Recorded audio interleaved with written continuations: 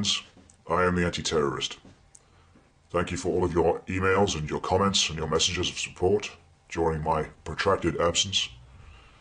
Thank you for staying part of the conversation and engaging each other. I have been learning and implementing and preparing my family for what is to come. As you can see, we've been talking about this for a year now, and it's coming into play. The food crisis, the theater that is the financial crisis. I hope you've all been storing dried food and studying feverishly. This particular broadcast is going to leave you in no doubt as to who is running the show here, or at least who's benefiting from running the show. Now, if all of you good police officers who have been contacting me over the last year are still in any doubt as to whether or not you've been reduced to the capacity of mere revenue collection agents for private corporations, this episode will clear that up for you too. I get a lot of emails from disillusioned police officers. They're getting to see through the veil. As you can see here, there are quotes from certain emails I've had from police officers, and if you are the officers yourselves watching this video, you will recognize your own writings. Of course, I've not included your names. But I show these emails to prove to people that there are good cops out there. There are good police officers out there who are completely and utterly disillusioned by the job and how the job has changed. And I want to make it perfectly clear, I am not anti-police. We need the police. Because unfortunately there are those people out there who do not have the rest of society's best interests at heart. There are burglars out there, there are thieves and rapists, and they need to be dealt with. We need men and women who are out there selflessly protecting the public. You may well be out there dealing with us in the real world, dealing with the bad guys, trying to make a difference, but the bottom line is you are there to generate revenue for a for-profit organization. So how can I confidently assert that police officers are employees of private corporations doing business on the international markets? Well, to find that information I would go to somewhere like Dunn Bradstreet. Dunn Bradstreet touts itself as the world's leading source of commercial information and insight on businesses, enabling companies to decide with confidence for 167 years. Dunn Bradstreet's global commercial database contains more than 130 million business records, providing our customers with quality business information. This quality information is the foundation of our global solutions that customers rely on to make critical business decisions. Hello. What's going on here then? City of London Police. Trading as City of London Police. What is the overall condition of this business? Well above average. There will be a report like this for every police force in the Western world, and you'll find it on Dunn & Bradstreet if you look hard enough. In some cases it'll cost you an arm and a leg to get these reports, but they're well worth having. And in some cases there'll be information missing with regards to profits or the directors. But here you can see the directors, proprietors of City of London Police are Bernard Harty and William Taylor. They're executives of a company making money, doing business on the international markets. And if any of you are in any doubt as to the Bank of England's status as a private entity, here you can see she's trading as the old lady of Threadneedle Street. When did this business start? 1694.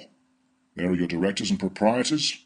And here's a favourite of mine, Her Majesty's Revenue and Customs, trading on Dunn & Bradstreet as a for-profit organisation. Now you can see there's lots of information missing there, but they're definitely registered. And commercial piracy is alive and well. Oh, and here's Experian, another favourite of mine. Both Experian and Equifax trading on Dunn & Bradstreet, gathering your data and selling it to the banks for profit. What authority do these companies have to take that information from you when they have a county court judgment against them? What about our local councils? Surely they're government-owned, aren't they? They can't be private businesses. Well, at least we know the courts couldn't possibly be private businesses making money on the international market. Oh, well that can't be good. Nelson County Court, operating as a for-profit business on the international markets. Oh, and here's one of the daddies of them all, the Ministry of Justice, trading as Asylum Immigration Tribunal, Magistrates Courts, the Public Trustee Office. And here's what's very interesting. Are there any significant legal proceedings events against this business? A county court judgment was registered against this business on the 8th of May 2008. Now I ask you, as a man on the land, would you do business with a corporation that has a black mark against its name like that? It just goes to show you that the story about the judges and courts being immune is absolute nonsense. Total hooey. These are private entities, and they're just as susceptible to a commercial lien as any other corporation would be. We're talking about profit here. There's money involved, which makes it a whole new ballgame. Changes the motivation for giving out tickets, changes the motivation for making arrests, and it changes the rules entirely, which is why I'm revealing this information to the people who wish to find it. Whenever there are criminal charges always come by statute.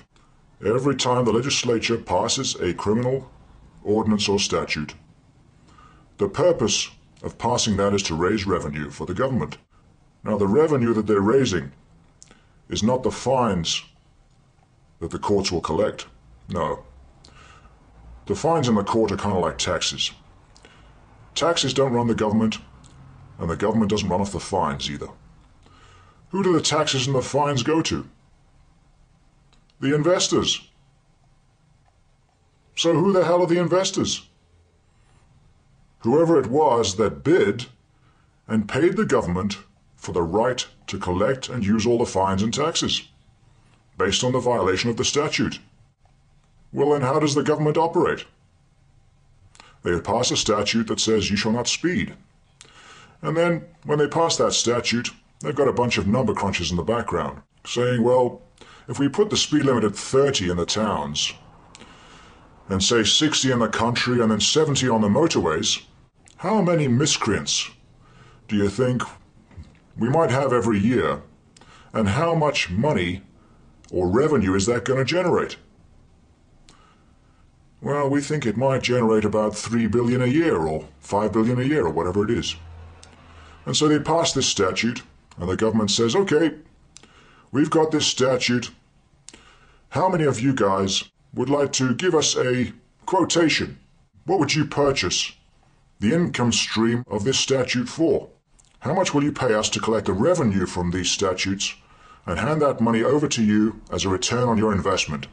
And these banks bid up and they say, well, we'll give you 5 billion or 6 billion. And they pay the government up front. That's what runs the government. So let me make that perfectly clear.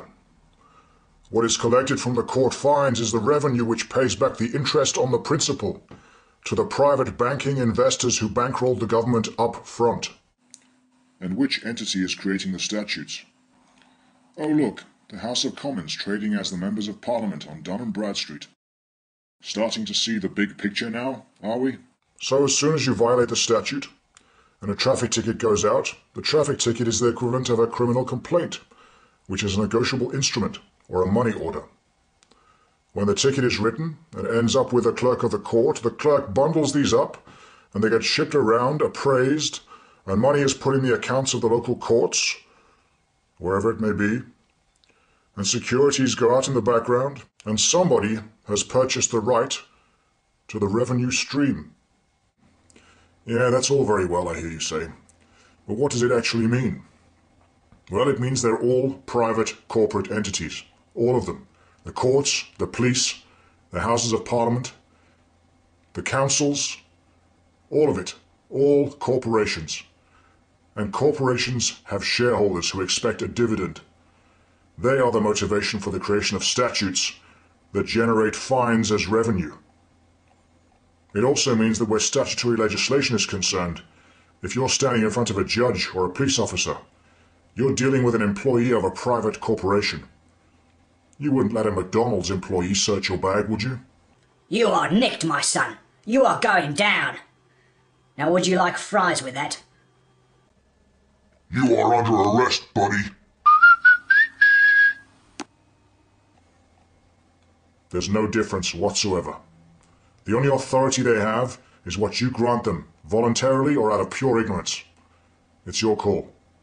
Yes, you could say they are just doing business. But it is personal. Everything I've told you is provable, and you can look it up for yourself. I certainly would. Don't take my word for it. After all, I'm a guy sitting here in my study wearing a black balaclava and sunglasses after sundown. Thanks for listening.